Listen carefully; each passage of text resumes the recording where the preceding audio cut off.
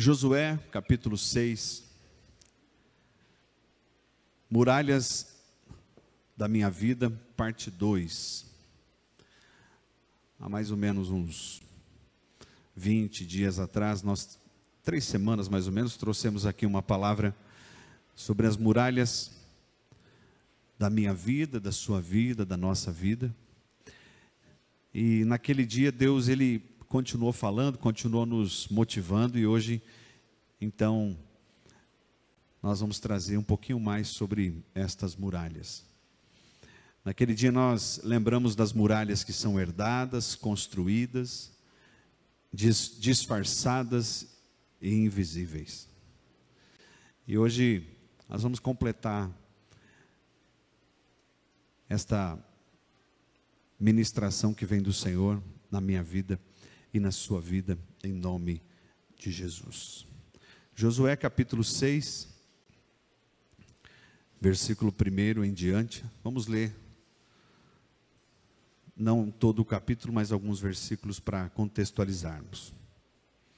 Jericó estava completamente fechada por causa dos israelitas. Ninguém saía e nem entrava.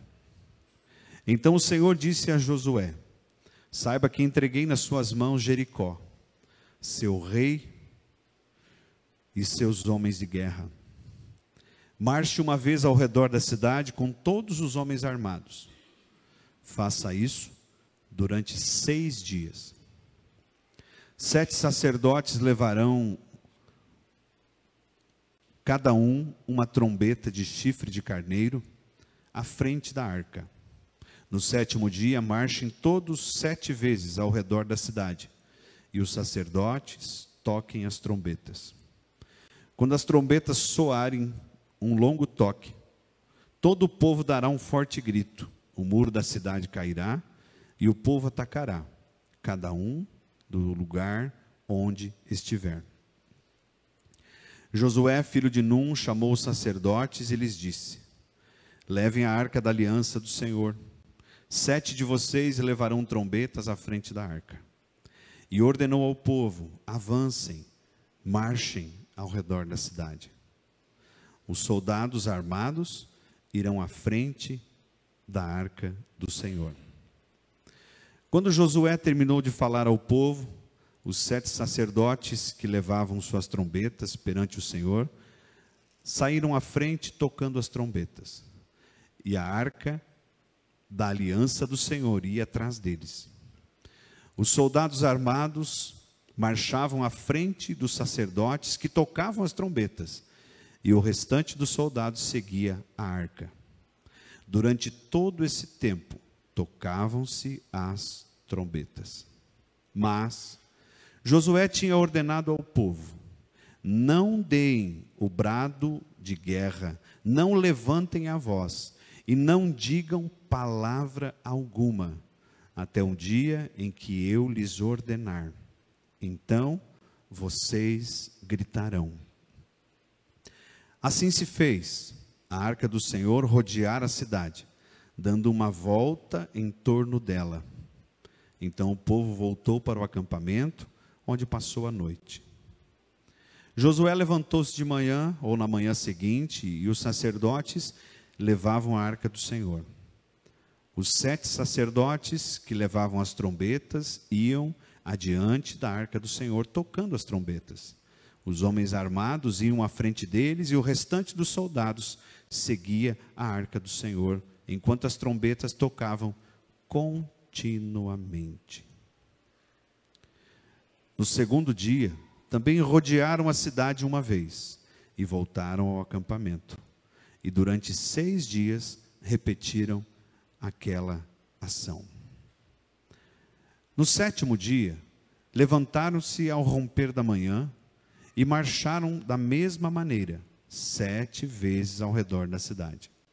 Foi apenas nesse dia que rodearam a cidade 7 vezes.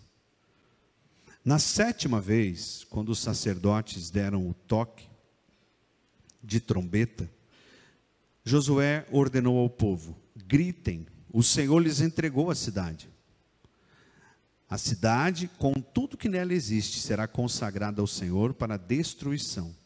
Somente a prostituta Raabe e todos aqueles que estão com ela em sua casa serão poupados, pois ela escondeu os espiões que enviamos.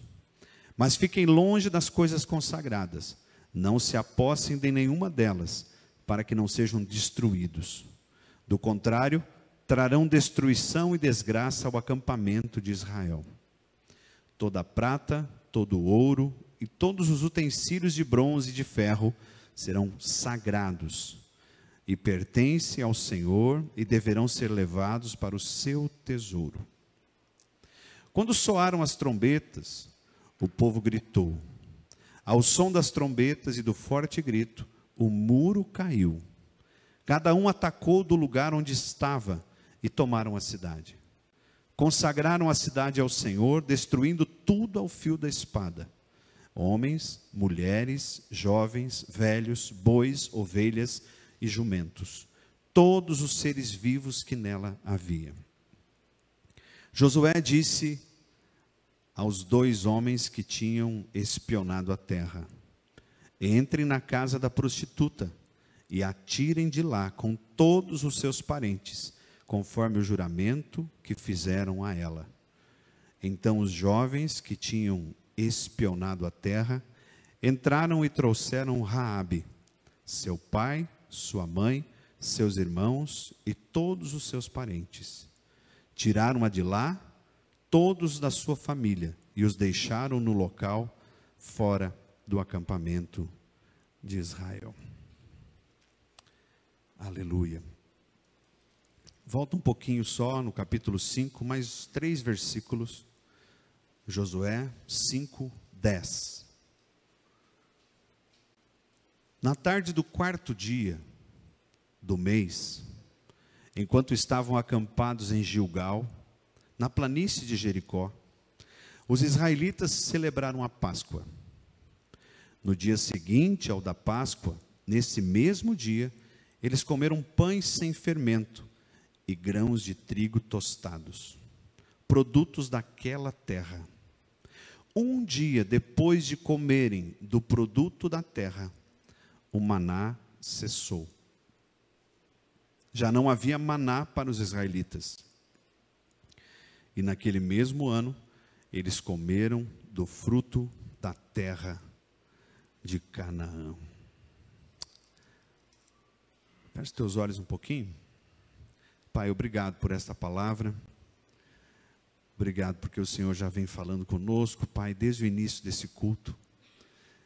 E que esse seja um momento de reedificação na minha vida e na vida de cada um que me ouve agora. Pai, por tantas vezes nós pedimos que ninguém saia do culto sem antes ter uma experiência com o Senhor. E sabemos, Pai, que lá fora o mundo tem pressionado a todos nós a não seguir o Teu conselho, não seguir o Teu caminho. Mas hoje, Pai, eu te peço em especial, aqueles, Pai, que sentem o coração arder, aqueles, Pai, que precisam tomar uma decisão pelo Senhor, aqueles que estão orando, Pai, escondido, dizendo: Senhor, me dê uma experiência, que o Senhor toque hoje, e que ninguém saia deste lugar da maneira como entrou.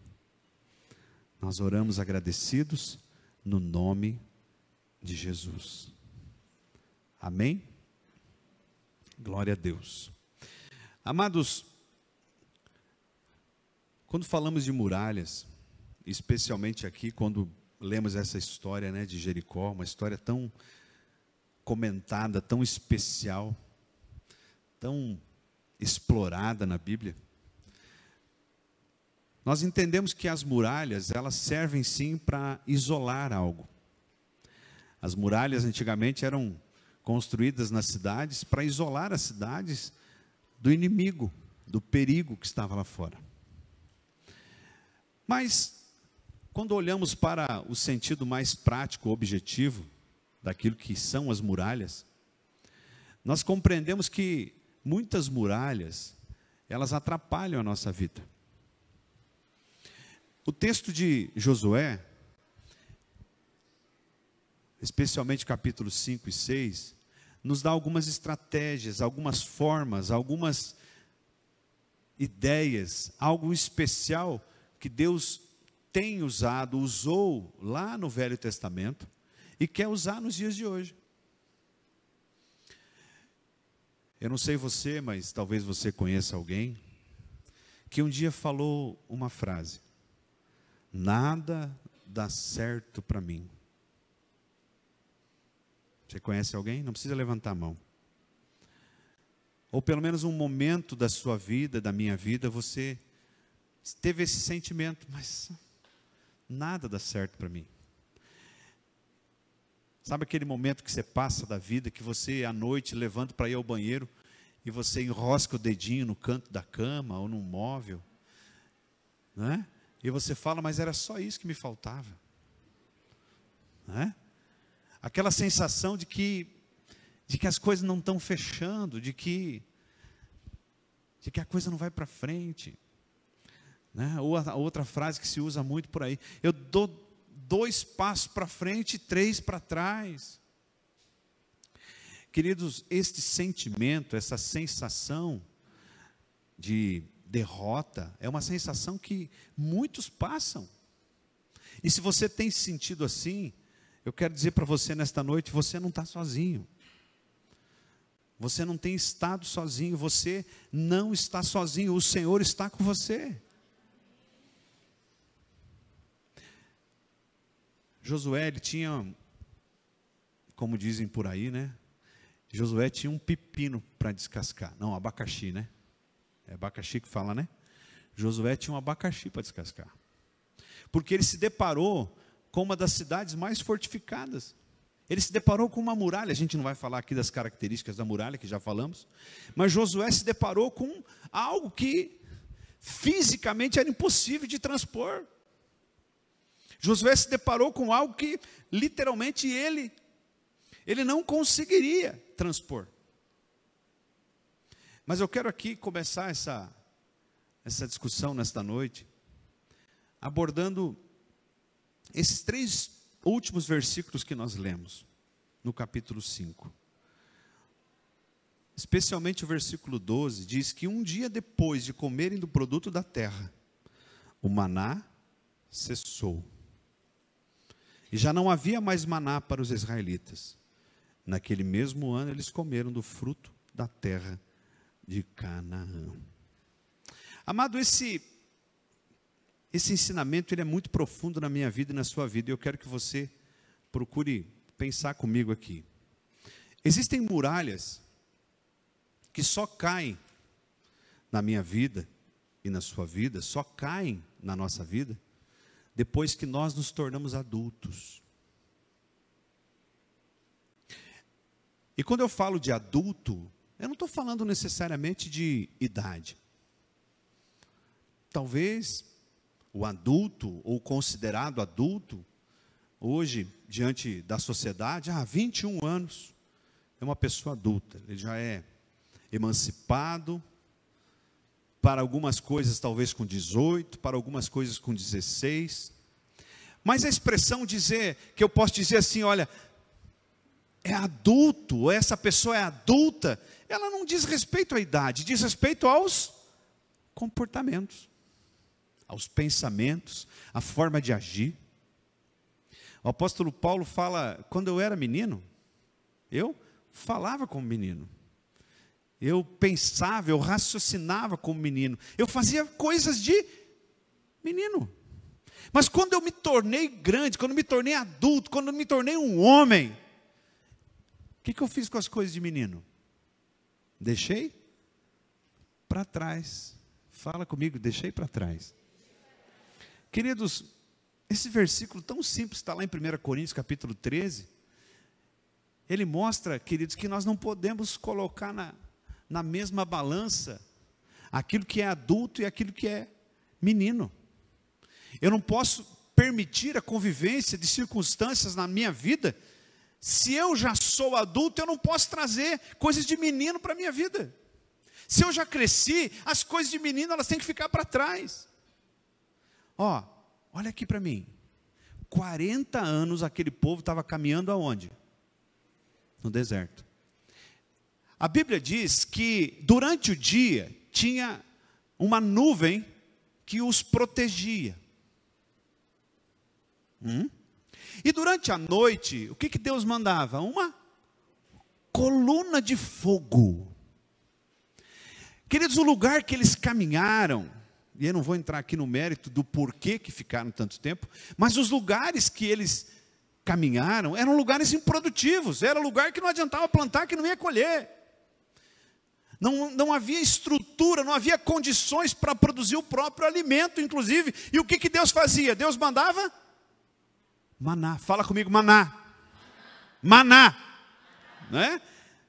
Deus mandou maná, Deus fez milagre para providenciar água, Deus mandou carne, aleluia. Mas Jever, Deus mandou num período em que eles eram meninos.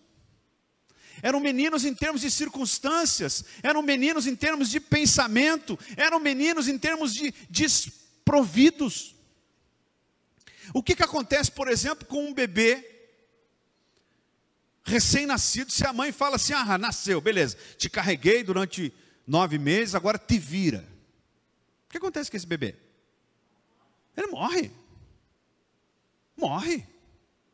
E talvez um dos poucos animais, né? Outros animais têm condições de sobreviver mais rápido quando nasce ali do ovo, talvez, ou mesmo os mamíferos, mas o ser humano, nós não conseguimos. Eu estou falando fisicamente. E existem circunstâncias da nossa vida que eu não consigo sobreviver se não tiver alguém me cuidando. Você está me entendendo?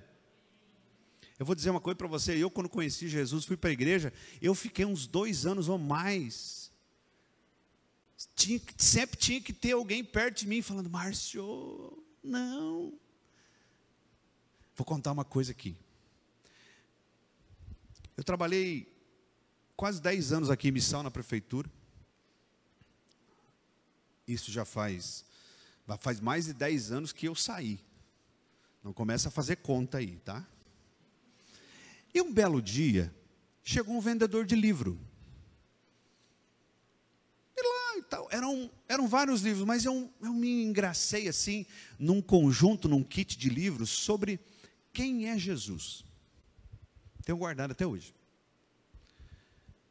Eu olhei aquilo, o preço não estava caro e tal. Dei uma folhada, negociei com ele, comprei o kit. Eram 10 ou 12 livros, né? E peguei, levei para casa, a gente morava em Medianeira, peguei para casa, coloquei na estante, né? E um belo dia nós recebemos lá em casa um pastor, amigo nosso. Foi jantar lá, ou foi tomar um chimarrão, não lembro. Ele bateu o olho naqueles livros e falou, Márcio, eu não era pastor naquela época. Quem que te deu isso aí? Não, cara, comprei.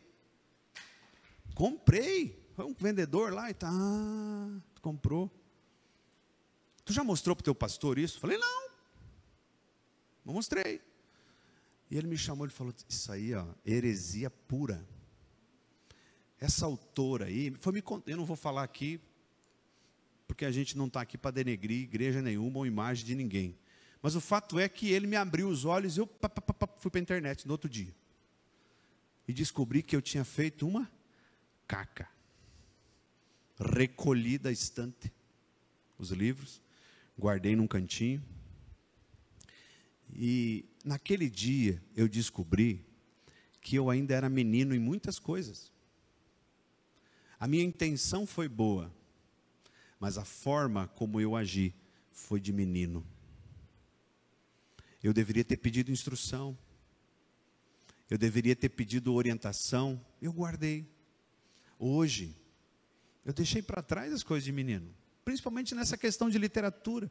Hoje eu não teria dificuldade nenhuma. De vez em quando eu vou lá, dou uma olhada e tal. Não teria dificuldade nenhuma de ler aqueles livros. Por quê? Porque quando a heresia começasse a bater, eu ia dizer, não, isso aqui eu não vou considerar. Aquele povo precisou de maná por um tempo. Mas maná só se recebe em terra improdutiva. Se a terra é produtiva, Deus não tem obrigação de mandar maná para você, querido. Deus só manda maná se a terra onde você está, ela é improdutiva. Maná é temporário. Existe um período em que Deus ele manda maná para a minha vida, para a sua vida. O texto diz que quando eles entraram na terra de Canaã, no sentido profético, celebraram a Páscoa, o maná, abschneider.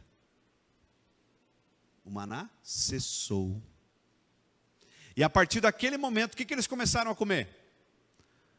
Dos frutos da terra. Amados, muitas vezes nós até falamos aquela frase ali que eu falei no início: não dá nada, minha vida não funciona, as coisas não funcionam na minha vida, está tudo travado, não sei o que acontece. Mas às vezes, amados, é porque eu estou olhando para cima, esperando maná numa terra produtiva. Eu estou esperando maná num lugar em que eu já deveria estar produzindo. Eu estou esperando que Deus mande maná, codornizes, coluna de fogo e nuvem. É só no momento em que eu não tenho como me defender, no momento em que eu estou vulnerável. Deus não tem obrigação de me carregar, me suprir com maná. Maná é para quem não tem como produzir. Maná é temporário. Você sabe qual é a frase ou a expressão que nós pastores, e os líderes que aqui estão também vão concordar comigo? Qual é a expressão que nós mais ouvimos? Pastor, ora por mim.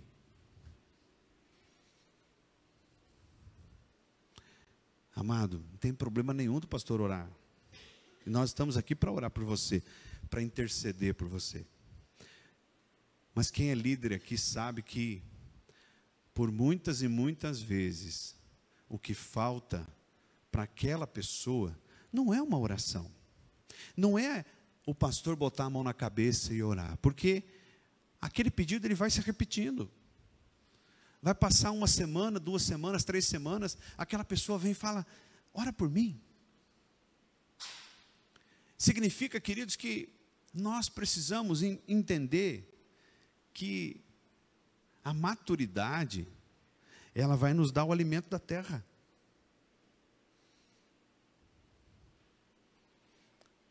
Quando eu me torno maduro, quando eu me torno um adulto, eu deixo para trás as coisas de menino.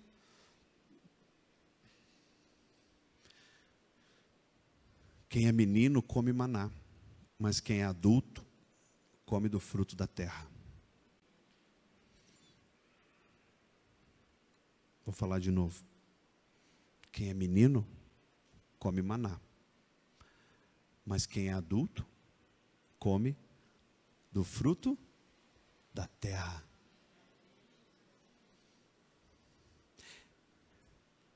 O profeta Isaías, muitos anos depois, vou chutar aqui, talvez 800 anos depois,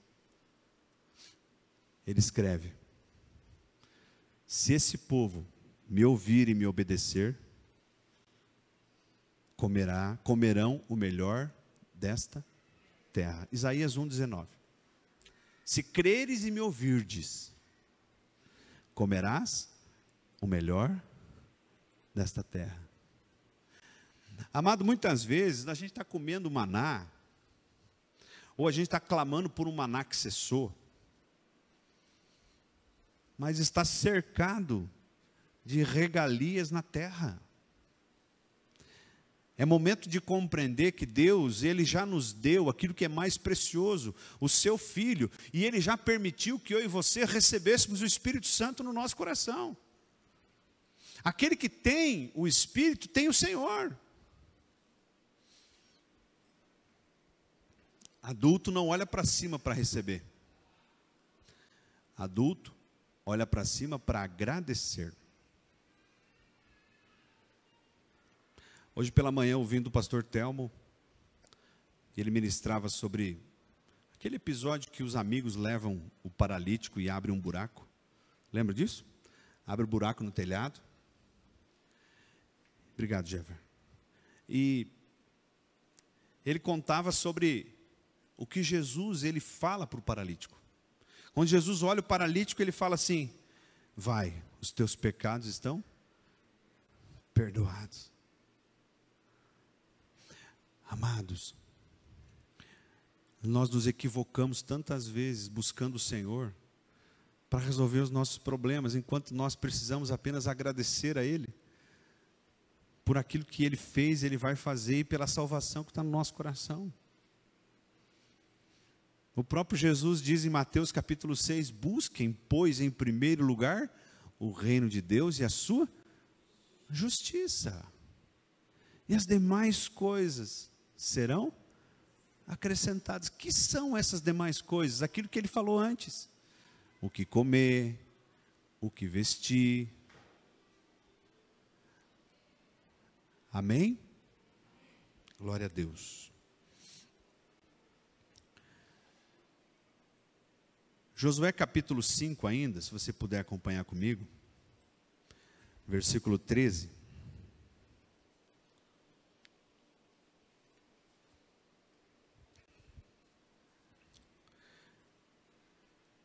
Josué 5, 13. Estando Josué já perto de Jericó, olhou para cima e viu um homem em pé, empunhando uma espada. Aproximou-se dele e perguntou: você é por nós ou por nossos inimigos? Nem uma coisa nem outra, respondeu ele. Venho na qualidade de comandante do exército do Senhor. Então Josué prostrou-se, rosto em terra, em sinal de respeito, e lhe perguntou: que mensagem o meu Senhor tem para o seu servo? O comandante do exército do Senhor respondeu: tire as sandálias dos pés, pois o lugar em que você está é santo. E Josué as tirou. Amados, pensa comigo aqui. Você está diante de um abacaxi para descascar. Você tem um negócio para resolver, você tem um problema na sua vida. Você vai se deparar com isso nos próximos dias. E Josué sabia que logo ele ia ter que enfrentar aquela cidade. Do coração dele, ele sabia que ele ia precisar de coisas do alto. Ele sabia que ele ia precisar de uma estratégia. Fala comigo, estratégia. Aí ele olha e vê um homem com uma espada.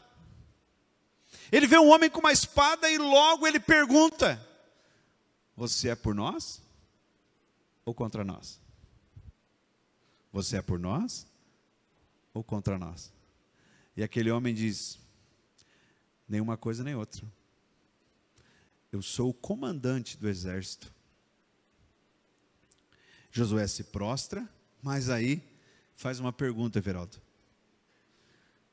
qual é a palavra que o Senhor mandou? O que Josué queria? Fala comigo, uma estratégia, um caminho. E o anjo fala assim: Josué, tira a sandália dos pés, porque o lugar onde você está é santo. Amados, antes da estratégia vem a adoração.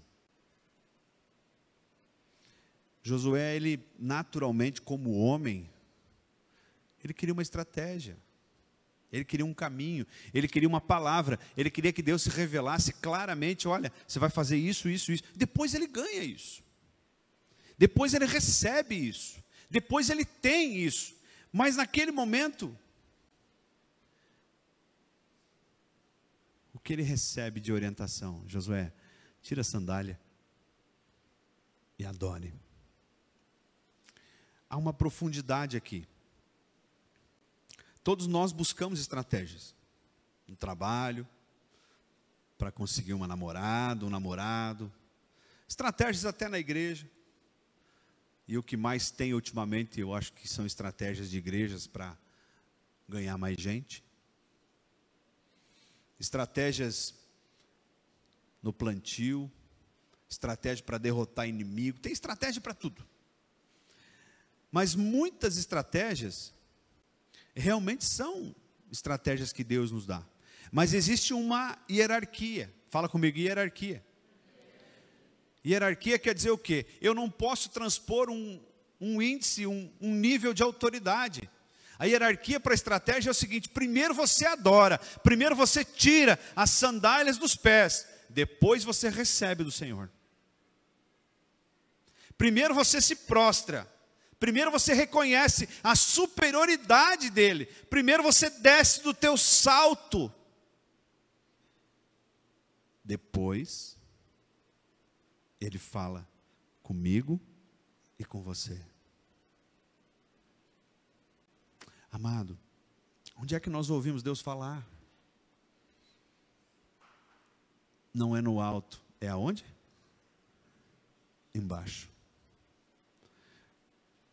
Que ele cresça e eu diminua, que ele apareça e eu me constranja com a sua glória e todo o seu amor, infinita humildade, servo de todos os irmãos. Que ele cresça e eu diminua, que ele apareça e eu me constranja com a sua glória e todo o seu amor, infinita humildade, servo de todos os irmãos. Quem falou isso foi João Batista. Quando alguém chegou no ouvido dele, buzinou e falou: João, você não se importa que os teus discípulos estão seguindo ele? Você não se importa que ele está batizando mais que você? E João então diz: importa que ele cresça e eu diminua. Queridos, existem coisas que nós precisamos deixar claro. Isaías 55 diz: os meus pensamentos são mais altos do que os vossos pensamentos. Quando Jesus chega na casa de Marta e Maria, em Betânia, ele encontra dois comportamentos de pessoas. Ele encontra uma pessoa que queria fazer tudo para Jesus, não é? Queria fazer uma lasanha, queria fazer uma picanha alho e óleo, só para deixar vocês com fome. Queria fazer uma pizza, queria fazer aquele arroz amarelo da irmã Mara. Quem já comeu aqui o arroz amarelo da irmã Mara? Né? Aleluia. Estou sendo profeta, irmã Mara. Né? Marta queria fazer um risoto, queria fazer, sei lá, uma carne especial. Né? Ela estava errada? Claro que não. Não tem nada de errado de você fazer uma comida gostosa. Pode chamar o pastor também. Né? Não tem nada de errado. Mas de repente ela bate lá. Interessante que Jesus ele não critica a Marta, deixou ela. Fala comigo assim: Jesus deixa as coisas andarem. Semana passada a gente falou aqui da mulher de Ló. E durante a semana, até estava falando com o Jever, eu disse: Jever, Deus foi capaz de mandar anjos para tirar Ló e a família de Sodoma. Mas ele não pôde evitar que a mulher de Ló olhasse para trás. É isso que Deus faz comigo e com você. Tem coisas que Deus não mete o dedo. Ele gera circunstâncias. E diante das circunstâncias, nós precisamos compreender que Ele está falando. E uma das melhores e mais certeiras é o que aconteceu com o apóstolo Paulo. Paulo era o cara. Continuou sendo depois. Mas para que ele mudasse o seu pensamento, como ele mesmo diz em Gálatas capítulo 2, que o pensamento dele não é mais dele, mas o Senhor que vive nele, o que Paulo precisou fazer? Ele precisou cair do cavalo. Então tem coisas, queridos, que Deus ele não fica lá botando o bedelho, Ele não fica lá escrevendo uma cartinha para você. Sabe aquelas caixinhas de promessa? Se você tem em casa, amém. Tem coisas que pode até funcionar. Mas eu sou um pouco arredio a essas coisas. Porque às vezes você vai lá, você tira lá um versículo, você nunca pega a Bíblia na mão. Mas aí você está angustiado, aflito, vai lá e tira o versículo. Irmãos, se você tiver uma vida de leitura bíblica, uma vida de comunhão com o Senhor, você não vai precisar de caixinha de promessa. Nada. Jesus olhou e falou: Marta, tu andas inquieta e preocupada com muitas coisas, mas uma só é necessária. A tua irmã Maria escolheu a boa parte, e esta não lhe será tirada. Espera aí, mas que boa parte? Que boa parte Maria escolheu? Fala comigo, os pés. Maria escolheu os pés do Senhor. Que Ele cresça e eu diminua.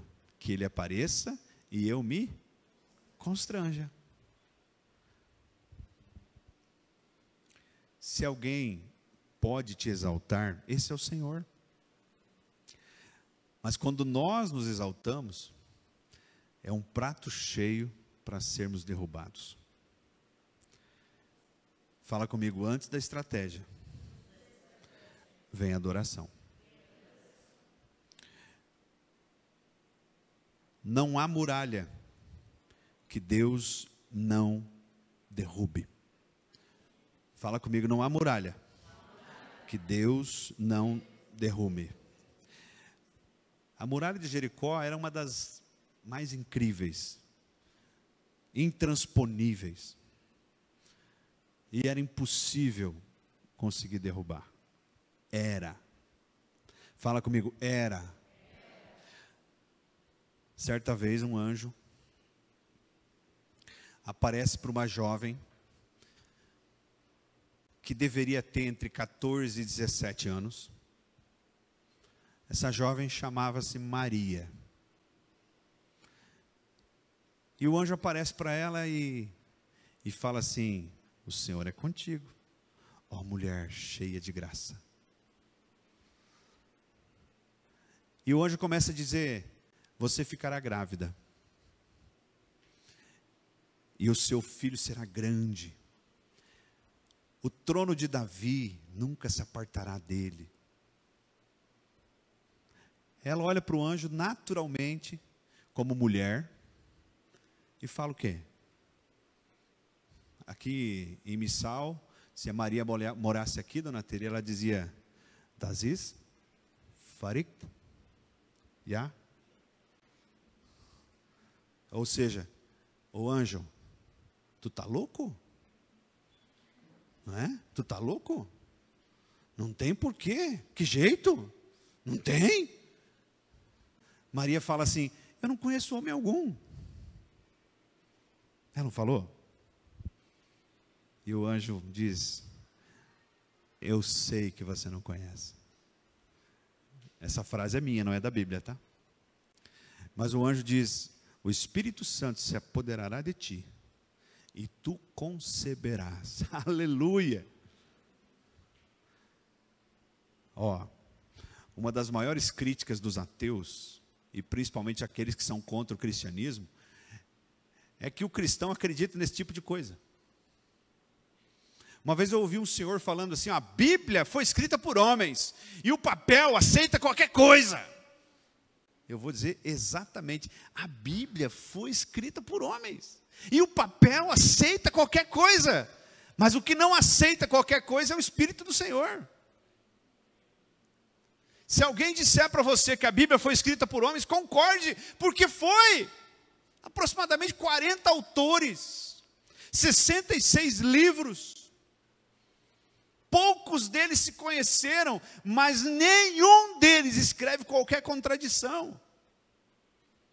A Bíblia foi escrita por homens? Claro que foi, mas a inspiração veio de um só.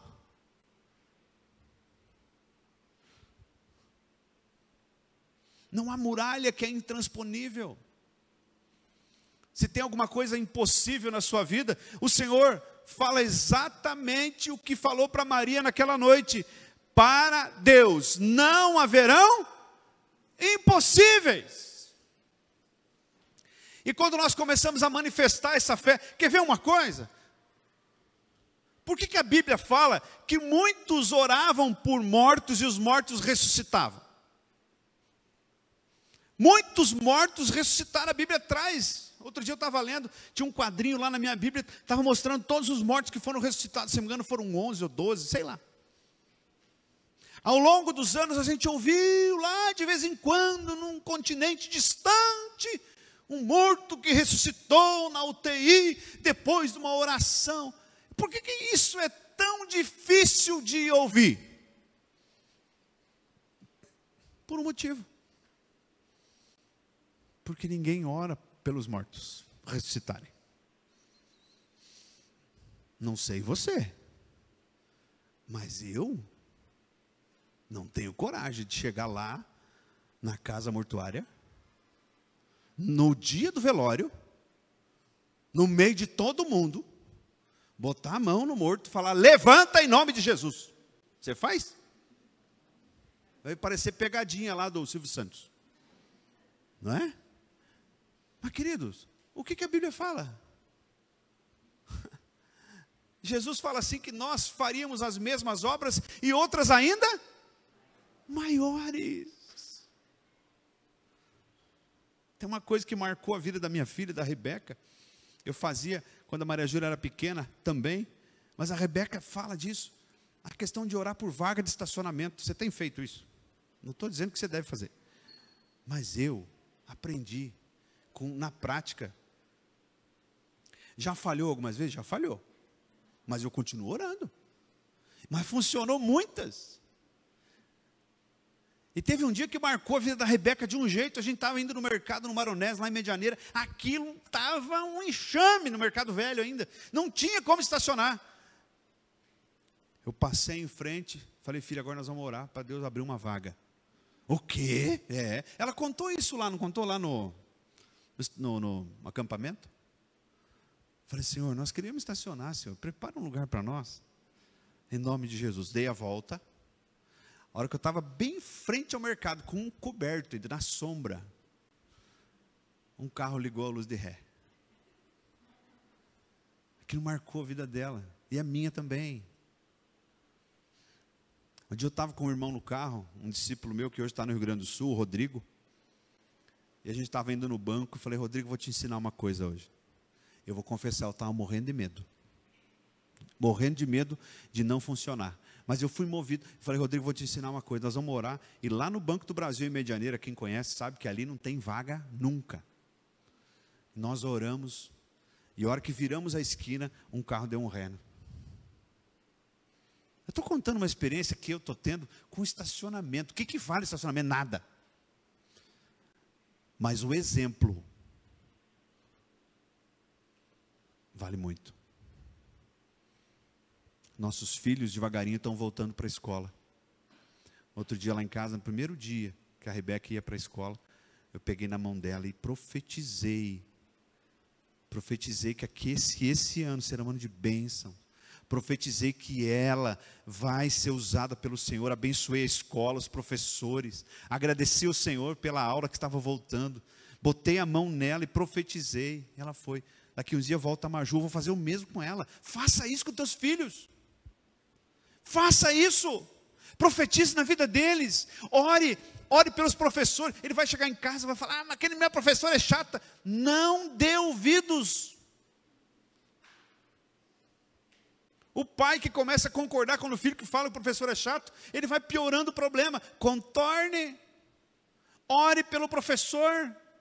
Ah, mas aquele prefeito, porque ele é daquele partido. Ele é o teu prefeito. Aquele presidente, eu não gosto daquele presidente. Ele é o teu presidente. Nós precisamos aprender que o nosso reino não é daqui.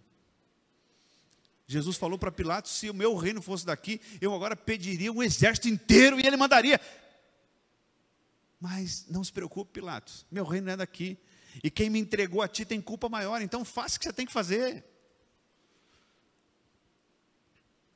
Queridos, nós muitas vezes nos preocupamos em bater panela e bater boca em rede social, mas nós não somos capazes de bater nem o joelho no chão. O que é isso? Antes da estratégia vem a adoração. Não há muralha que Deus não derrube.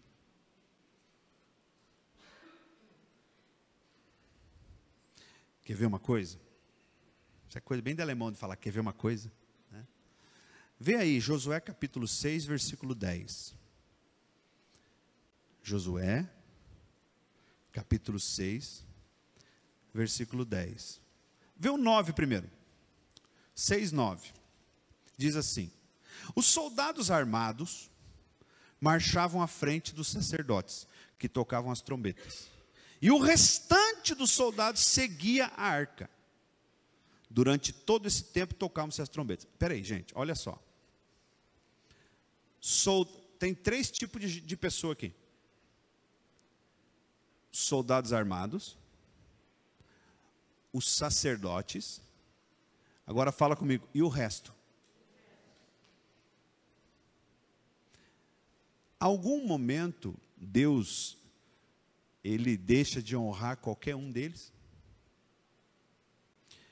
O que isso nos ensina, queridos? Olha só. O soldado armado marchava. Fala comigo, marchava. O sacerdote que tinha trombeta marchava. Fala comigo, marchava. E o resto? Marchava. Pastor, não tenho nenhum cargo na igreja. Nada. Não me deram nada ainda, me tiraram o que eu tinha. Marche.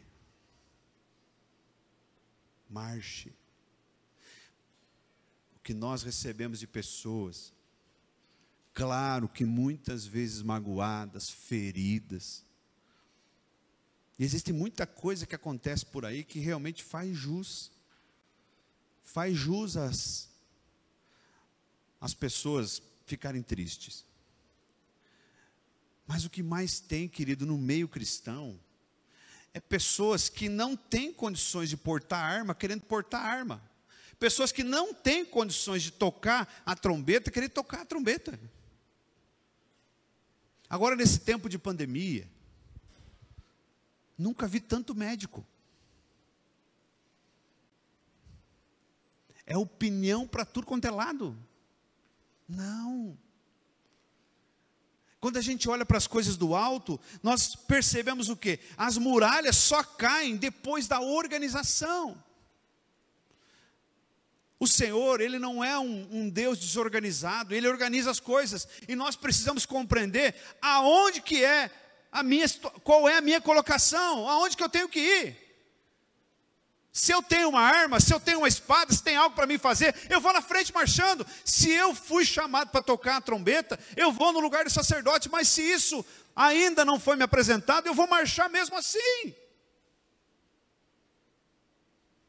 Não fuja daquilo que Deus mandou você fazer, porque lá no seu íntimo você sente que algo está te faltando. Não se preocupe com os cargos. Não. siga marchando. Você pode falar um amém? Quer ver outra coisa interessante sobre a organização do Senhor? O versículo 10 do capítulo 6 diz assim: mas Josué tinha ordenado ao povo: não deem o brado de guerra, e não levantem a voz, e não digam palavra alguma, até o dia em que eu ordenar. Aí vocês gritarão. Agora vê o versículo 16. 16. Na 7ª vez, quando os sacerdotes deram o toque da trombeta, Josué ordenou ao povo: gritem. Olha só. Enquanto aquele povo não gritou, o que Josué mandou fazer, Leninha? Parar de marchar? Continuar marchando. Mas marchando? Fala comigo, calados. Marchando. Não parar de marchar. E Josué diz: não falem palavra alguma. Tem aquele dia que você tem vontade de falar, faz assim, o que está aqui, ó. Já sentiu isso hoje? Eu vou levantar a mão, o pé também. Tem dias que a gente, né? Que vontade de responder aquela postagem. Tem isso ou não tem? Tem. A palavra diz hoje para mim e para você: marche calado. Quando eu me converti, fui contar para algumas pessoas da minha família que eu tinha conhecido Jesus, que eu ia frequentar uma igreja, que eu ia batizar. Na verdade, contei depois que batizei. Eu ouvi a asneira. Até hoje, de vez em quando, umas piadinhas. Mas isso não me fez abrir a boca e não me fez parar de... Sabe por quê? Porque chega um tempo na nossa vida que Josué fala: agora é hora de falar. Agora é hora de gritar. Amados, existe um tempo para cada coisa. Eclesiastes traz a palavra de Salomão no capítulo 3. Salomão diz: há tempo para todo propósito debaixo do céu. O Senhor fala para mim e para você: há tempo para cada coisa. Se Ele está te mandando ficar calado, não fale, espere. Mas não pare de marchar. Não pare de marchar. Você pode falar para alguém perto de você: não pare de marchar. A marcha, queridos, a marcha amadurece nossa fé. Pastor, mas eu não estou entendendo nada. Bem-vindo à realidade. As coisas ocultas pertencem a Deus e as reveladas a nós. Você sabe por que as pessoas vão procurar macumbeira, feiticeira, pessoas que leem a mão? Eu tive uma experiência numa cidade aqui do sul, viajei a trabalho. Porto Alegre, vou falar onde é que era. E num bairro de Porto Alegre, eu caminhando na rua, encontrei 4 ou 5 mulheres oferecendo a oportunidade de ler a mão. Quem nunca aqui esticou um pouquinho a orelha para ouvir o signo? Vou dar um desafio para vocês. Para pisar na cabeça do diabo, que é mentiroso, pai da mentira. Porque signo é coisa do capeta. É coisa do diabo. Experimente amanhã, se você ouve no rádio, se você busca na internet, experimente ler e veja se tudo aquilo que estão dizendo lá no teu signo não é coisa lógica. Cuidado com as amizades. Pense antes de tomar decisões. Sua cor hoje é laranja, mostarda. Hã? Existem amigos infiéis. No trabalho, seja dedicado. É rir da cara das pessoas. Irmãos, o meu signo se chama Jesus. Eu sou de Áries. Não sei qual é o seu. Mas é o que, Mara? Jesus. Mas quando eu ouço o signo, eu faço questão, estou no carro, às vezes no rádio ligado, faço questão de aumentar o volume para rir da cara do capeta. Irmãos, cuidado onde é que você segura a tua confiança. Quem leva a mão para alguém ler, é porque não entendeu a proposta da palavra. As coisas ocultas pertencem a Deus, e as reveladas, a nós. Você já pensou se chegar numa cartomante, em alguém que lê a mão, ela falar assim, você vai morrer amanhã? Você se mata? Você se mata? Vá para a oração. Vá para os pés do Senhor, entra no teu quarto, fecha a porta, e ali em secreto, Ele te dirá tudo. E vou dizer mais, Ele vai te dizer muito mais coisas que você imagina. E Ele não vai mentir para você, porque o Senhor não é filho de homem para que minta. Ah, pastor, mas aqui na região não tem isso. Tem sim! Tem gente acreditando até naquelas varinhas. Que é isso? Tem gente fazendo regressão aí, nesses rolos aí de... Vou parar de falar. Existem coisas que nós temos que ir para a Bíblia. Existem coisas que nós temos que fechar a porta do quarto e ali em secreto falar com o Senhor. Tome cuidado, porque você pode estar criando porcos na sala. Por último, fala aleluia. Não era para falar. Fala comigo, a graça é superior ao pecado. Naquela cidade morava uma prostituta. Talvez existiam mais, mas uma em especial.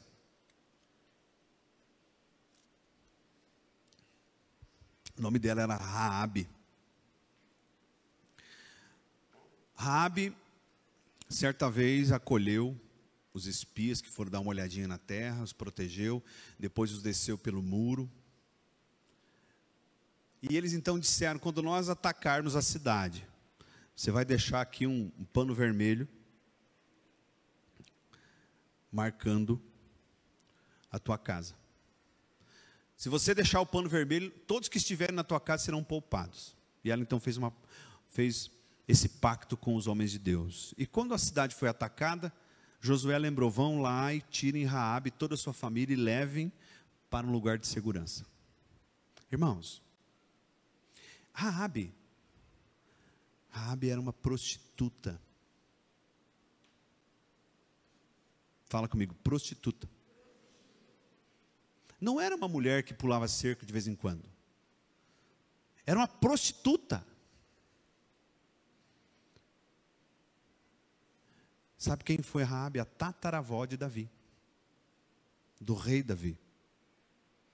Raabe é uma das poucas mulheres que aparecem em Mateus capítulo 1 na genealogia de Jesus.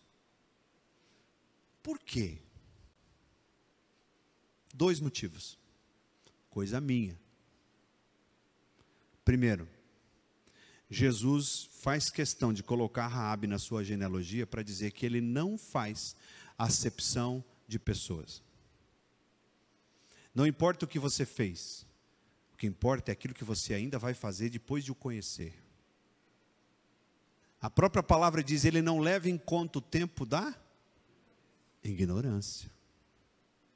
Então, se você era, eu falo era porque você está aqui ouvindo, você não é mais. Se você era ignorante, Deus não levou em conta. Raabe viveu na ignorância. Mas a Bíblia não registra a continuidade da profissão de prostituta de Raabe depois que ela foi resgatada. Está me entendendo? Sabe o que Deus deu, Estela, para Raabe? Uma nova profissão. Ela foi dona de casa. Sabe o que Deus deu para Raabe? Um novo endereço. Ela foi morar com o povo de Israel. Deus deu a Raabe um futuro, mas principalmente uma nova identidade. O nome disso é misericórdia. O nome disso é amor. Não adianta mudar de endereço sem mudar de profissão. Você entendeu ou não? A Raabe pode até ter mudado de endereço. Saiu de Jericó, foi morar com o povo de Israel. Mas se ela não tivesse mudado de profissão, ela não teria recebido uma nova identidade. Às vezes, Jever, a gente fala assim, essa cidade. Sei que tem uns irmãos aqui de Itaipulândia, de Santa Helena, de Medianeira, de Missal. E às vezes a gente fala, essa cidade. Eu já ouvi tantas vezes, e a gente aconselha sempre as pessoas, quando vem e fala assim, eu quero ir embora daqui, quero sumir daqui, não aguento mais esse lugar, o povinho. Você já ouviu isso? Alguém já falou isso para você? Não que você tenha falado. Não. Mas eu quero dizer que não adianta mudar de endereço, se a tua profissão continua a mesma. Você vai chegar lá no Belém do Pará, cidade da irmã Leninha. E se você continua com a mesma profissão, com a mesma forma de pensar, dali a pouco você está falando mal de Belém também. Raabe é o legítimo caso de que graça é superior ao pecado, desde que eu assuma uma nova profissão, eu valorize o meu novo endereço e eu receba uma nova identidade. Amém? Raabe é a figura de todos nós. Identidade, imagem, futuros arruinados. Mas a graça, ela nos alcança. Vou falar uma coisa, você não se escandalize, tá? Cada um de nós tem um pouquinho de Raabe. Cada um de nós tem uma partezinha que é prostituta. Não, pastor, não, eu não. Tem. Porque a prostituta, ela dá algo em troca de algo. Concorda comigo? Ou seja, eu dou isso que você quer diante daquilo que você vai me dar o que eu quero. O livro de Apocalipse fala da grande prostituta. Quem é? Israel. E nós somos o Israel de Deus. Sabe aquele dia que a gente falou, Senhor, se o Senhor me curar, eu vou te servir. Senhor, eu faço uma proposta para o Senhor. Eu não estou dizendo que você não pode ir aos pés do Senhor se você for levado. Mas o problema é quando isso vira profissão. Eu começo a trocar as coisas com Deus, eu começo a negociar com Deus. E aí eu vou fazer não aquilo que eu quero, não aquilo que está incendiando o meu coração, não aquilo que eu sinto que realmente Deus está mandando fazer. Eu vou fazer porque vai ser um benefício. Irmão, se eu quero crescer, eu não vou crescer para cima, eu vou crescer para baixo. Quanto mais embaixo eu tiver, mais alto eu vou estar. Quanto mais eu agradecer, mais eu vou receber. Outro dia eu ouvi de um irmão, falou assim, pastor, é o seguinte, eu quero dizer para o senhor que eu não posso ser dizimista. Eu dificilmente falo essas coisas aqui. Eu não posso ser dizimista porque eu ganho muito pouco. Muito pouco. Ah, é? Sim. Então tá, mas por que você acha que você não pode? Porque meu dízimo... Ele me falou o valor que ia ser o dízimo dele. Eu falei, irmão, você não pode ser dizimista porque você não tem fé. Você não pode ser dizimista porque você não acredita que aquilo que você está recebendo, mesmo pouco, vem do Senhor. Irmãos, quando Jesus olha para aquela viúva, colocando algumas moedinhas, e aqueles homens ricos colocando grandes quantias, quem que ele elogia? A viúva. Ele diz, certamente ela deu muito mais do que estes. Ah, pastor, mas se eu dizimar, vai faltar comida na minha mesa. Então não entregue. Então não oferte. Se é para faltar comida para a tua mesa e para os teus filhos, Deus sabe de todas as coisas. É uma frase que a gente gosta de falar, né? Deus sabe de todas as coisas. Eu quero dizer para você, Ele sabe de todas as coisas. Não de algumas, de todas. Todas. Eu preciso abrir o coração aqui. Faz um mês mais ou menos que a gente falou aqui de uma necessidade de oferta para consertar nossa Kombi. Vocês lembram disso? Deu quase R$3.000 o conserto. Eu pedi, se você puder, contribua com aquilo que você pode, fala com a irmã Mara e mande aquilo que você pode. Nós arrecadamos praticamente a metade. Metade, 1.500. Nossa igreja tem aproximadamente 100 membros. Você está fazendo conta? O que nos impede de ofertar? Falta de fé, falta de organização, falta de prioridade. Teve muitos irmãos que vieram, pastor, eu quero ajudar. Outros depositaram na conta da igreja. Irmão, não estou te acusando porque você não ajudou. Eu estou ensinando você que tem coisas que são investimentos. Investimento. Todo mês eu e a Mara temos que trocar várias mensagens e escolher aquilo que a gente vai pagando. Não está faltando nada. E esses 1.500 que está faltando para pagar a Kombi, a gente já negociou um prazo e Deus vai suprir como tem suprido. Vai acontecer. Vai, não tenho dúvida. Mas quando a gente não ajuda, nós perdemos a oportunidade. Nós perdemos a oportunidade de contribuir com a obra. Nós viramos Marta. E a gente corre atrás daquilo que vai ser tirado. Nós corremos atrás daquilo que a traça rói, os ladrões roubam, e a ferrugem corrói. Não era para falar disso aqui. Mas se Deus direcionou, cada um de nós tem um pouquinho de Raabe. Cada um de nós. Eu não vou contribuir porque vai estar concorrendo a um televisor. Eu vou contribuir porque o Senhor está me mandando.